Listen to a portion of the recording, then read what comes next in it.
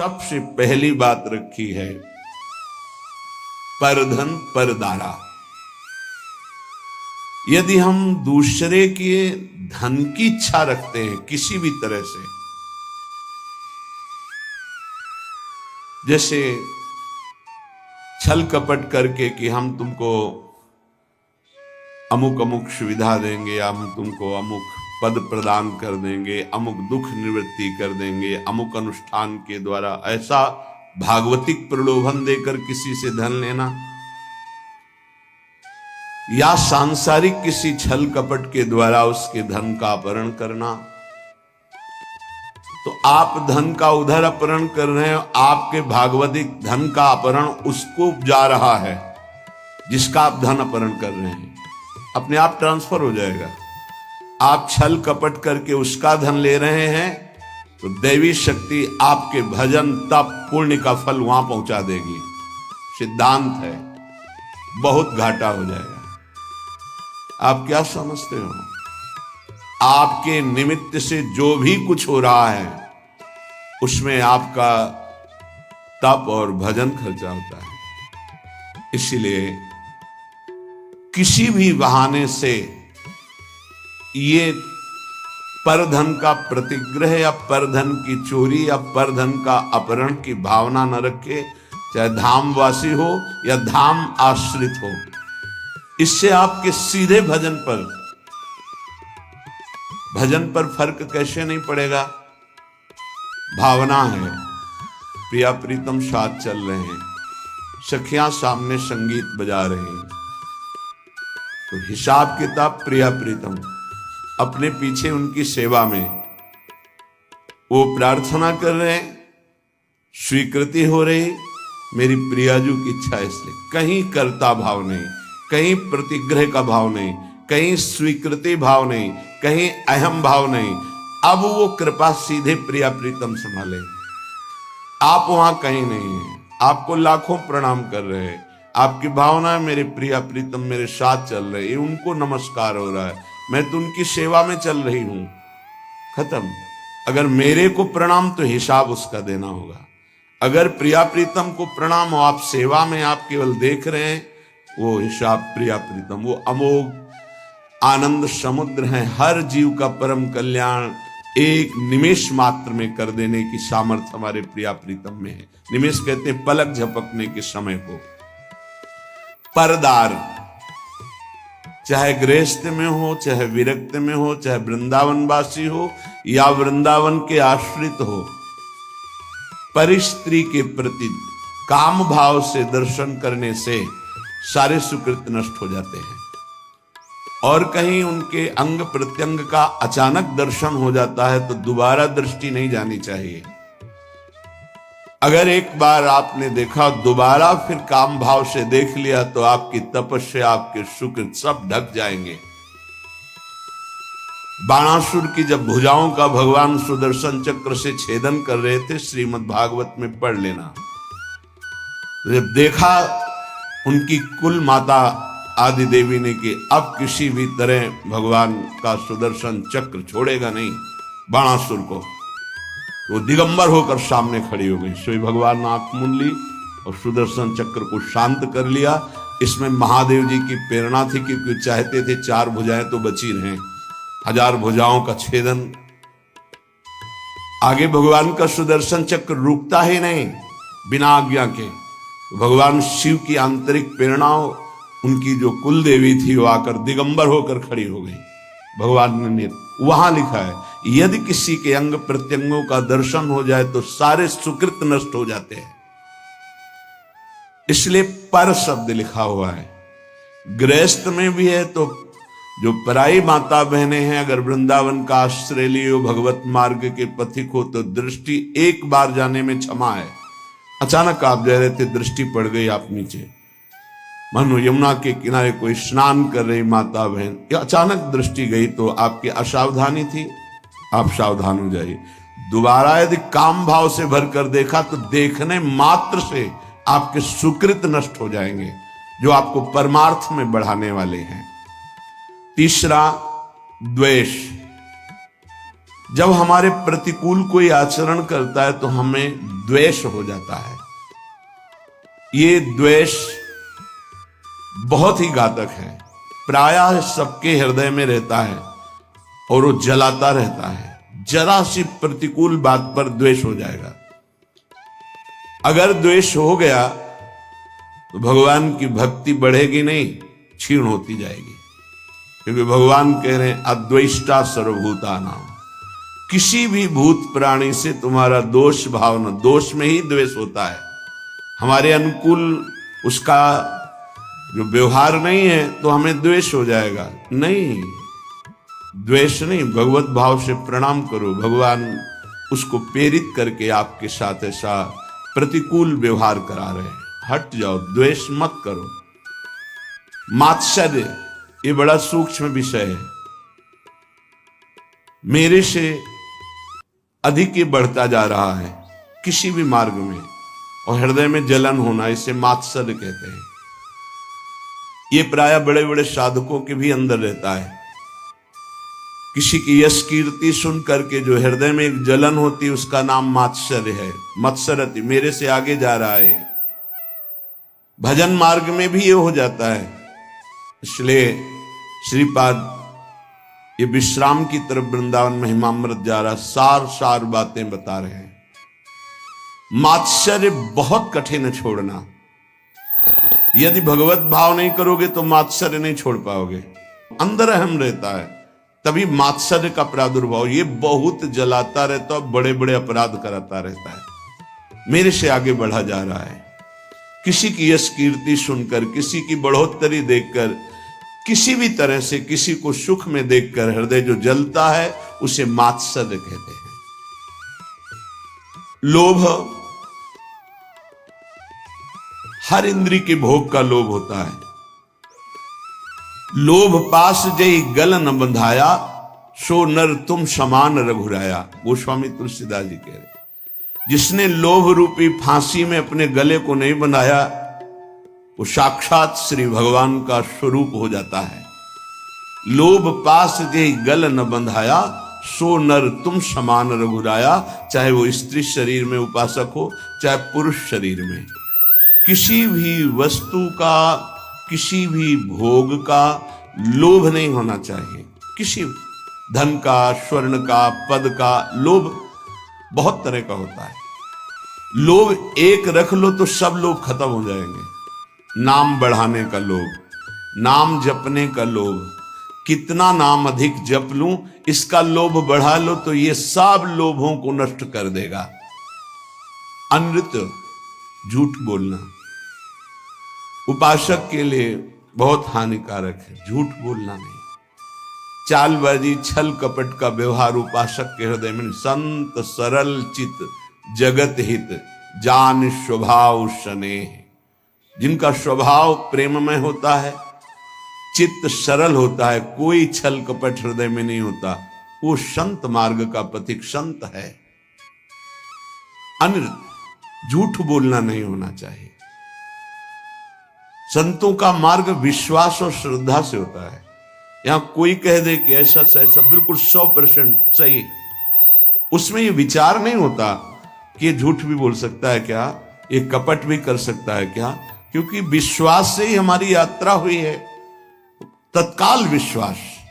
ऐसे ही पूरा जगत जो थोड़ा भी आस्तिक है संतों के वचनों पर विश्वास करता है कि ये कभी झूठ नहीं बोलते। साधक देखते ही पता चलता है कि भगवान के जन है, ये झूठ क्यों बोलेंगे, उनकी बात पर तत्काल विश्वास होता है।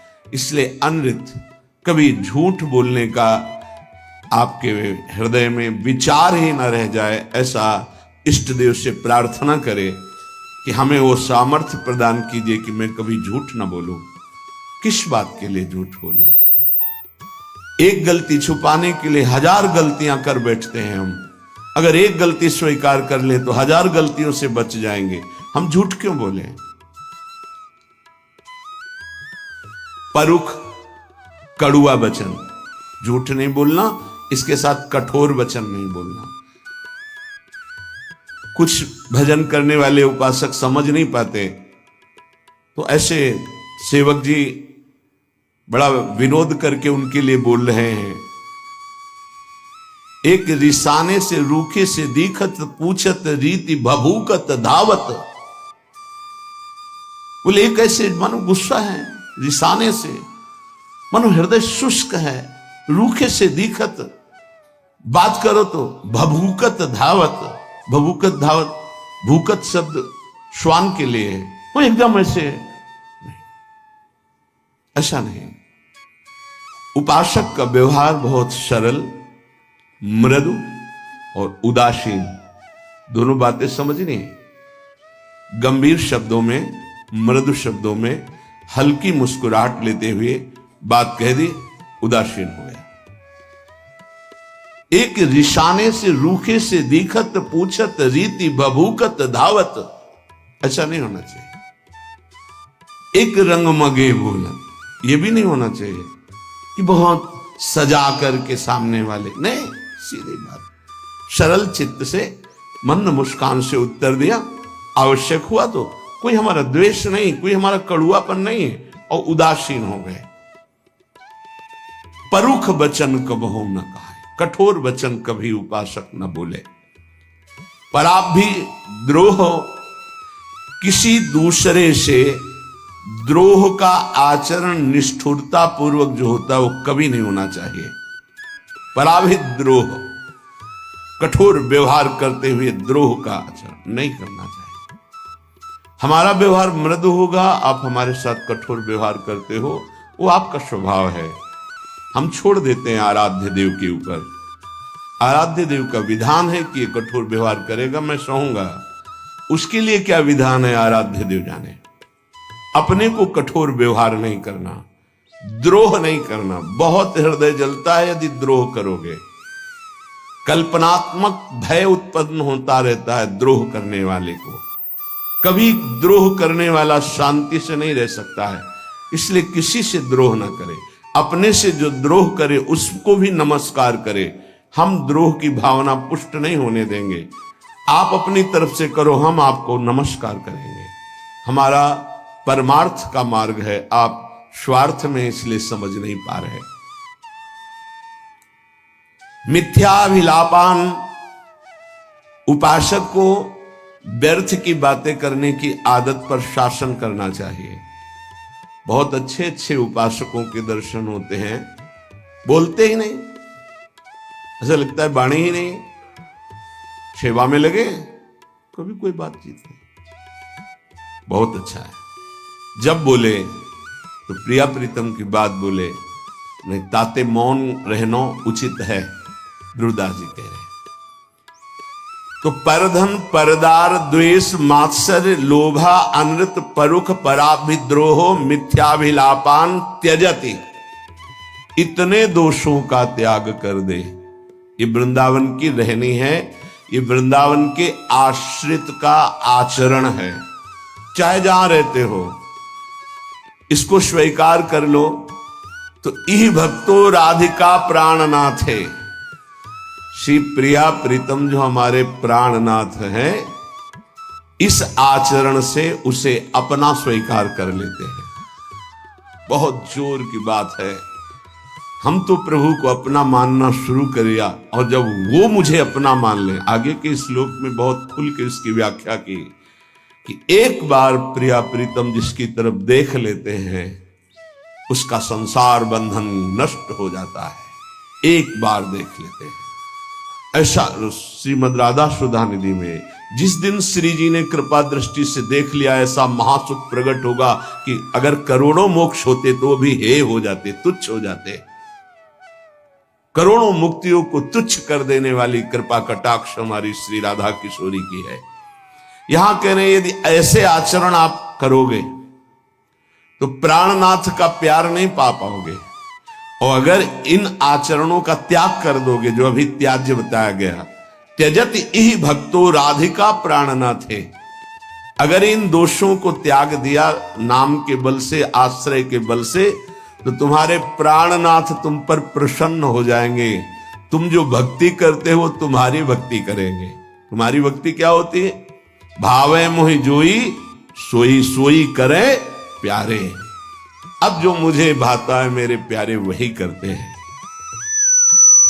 न खलु भवती बंध्या तस्य वृंदावन आशा, उसकी कभी वृंदावन की आशा और वृंदावन का फल कभी नहीं छूटेगा। वृंदावन का फल प्रिया प्रीतम की सेवा में पहुंच जाना, वृंदावन की आशा चिदानंद वृंदावन में प्रवेश पा, ये दोनों कभी व्यर्थ नहीं जाएंगे जो ऐसी रहने से रहता है। बंध्या कहते हैं कि जो पुत्र नहीं प्रकट करती, वो आशा बंध्या है, जिसमें ये दोष है वो फल प्रकट नहीं कर पाएगी, इसलिए इन दोषों का त्याग करें।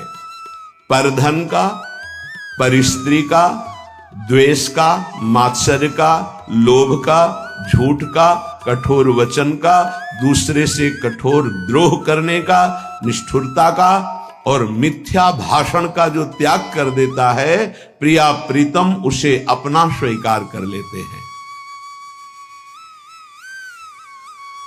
निर्मर्यादाश्चर्य कारुण्य पूर्णो राधा कृष्णौ पश्यतश्चेत् कदाचित्, राधा कृष्णौ पश्यतश्चेत् कदाचित्, यः कोऽप्यस्मिन् यादृशास्तादृशो वा देहस्यान्ते प्राप्नुयादेव सिद्धिम्।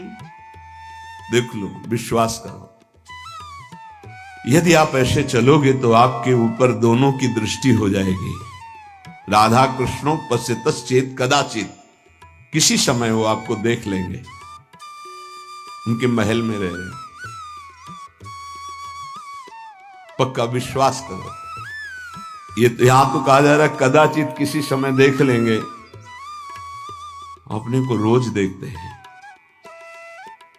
हम ही को नहीं, आप सबको देखते हैं, क्योंकि आप नहीं देख रहे, जब देखते हैं तो पता चलता है वो किस किस को देख रहे हैं। वो सब आप शरणागत हैं, आप सबको देखते हैं। कदावा खेलंतो ब्रजनगर वीथीषु हृदयम हरंतो श्री राधिका मधुपति कुमारो सुकृतिना। जो हमारे नवल किशोर युगल सरकार हैं, खेलते खेलते कभी देख लेंगे और आपके चित्त का अपहरण कर लेंगे। कदावा खेलंतो ब्रजनगर वीथीषु हृदयम हरंतो श्री राधा मधुपति कुमारो सुकृतिना। अकस्मात किसी दिन दृष्टि पड़ेगी हमारे सरकार की और आपके चित्त को चुरा के निहाल कर देंगे। इस देश में रहने का यही फल मिलता है।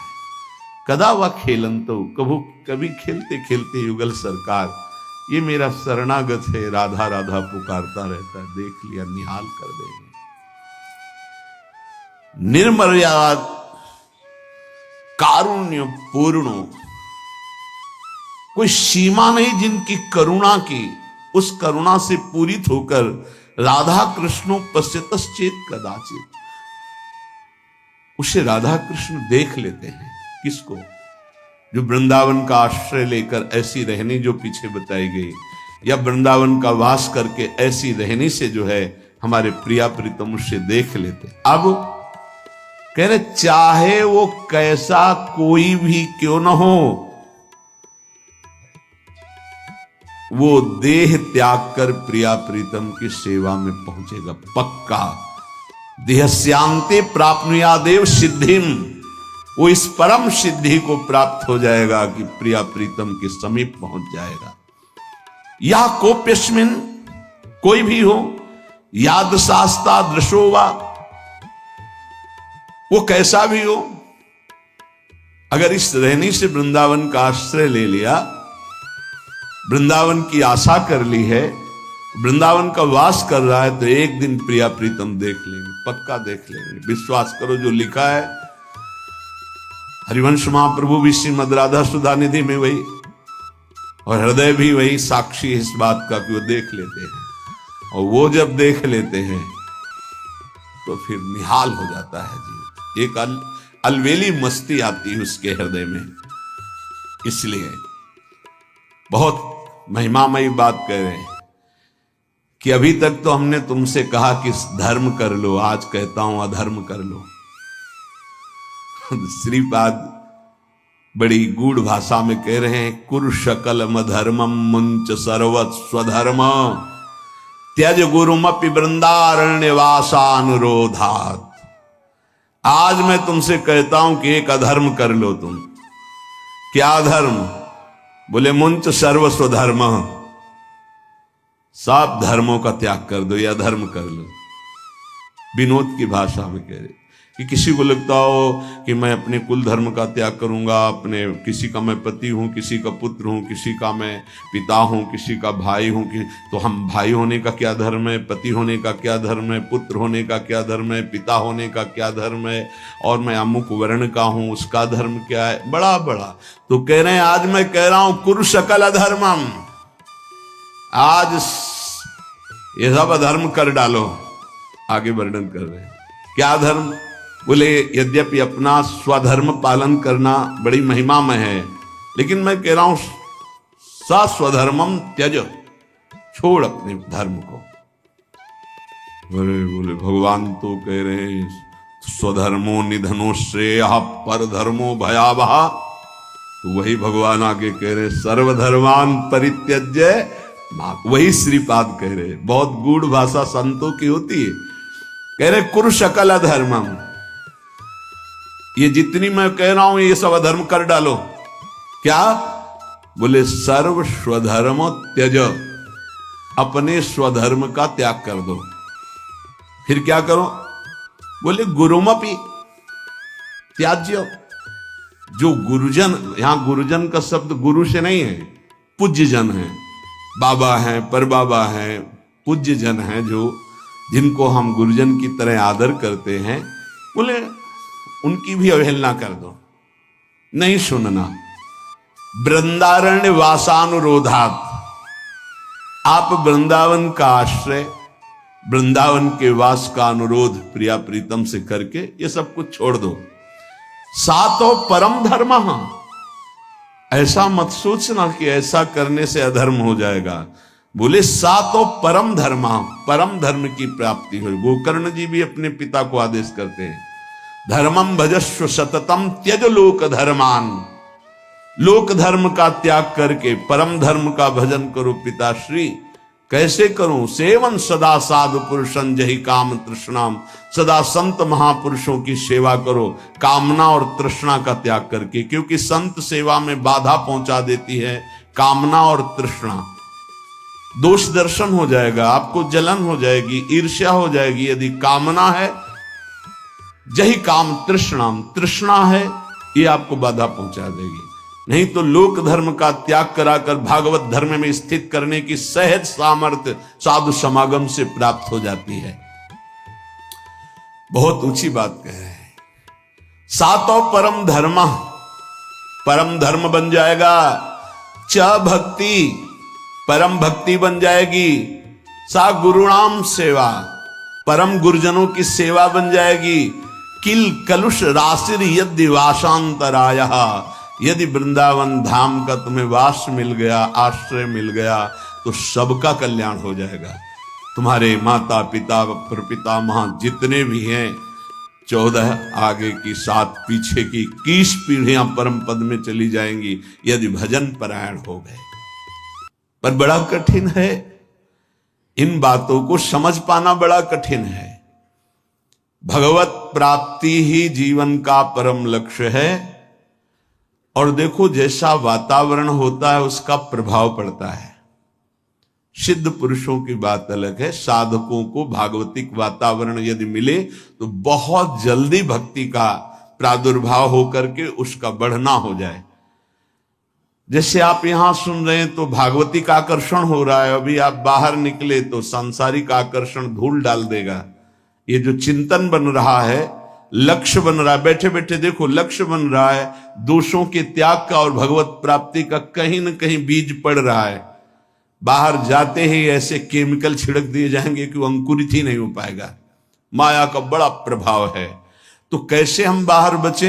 हृदय में आश्रय और मुख में नाम जप है, पक्का कोई भी प्रभाव नहीं कर पाएगा। नाम जब चल रहा हृदय में आश्रय है।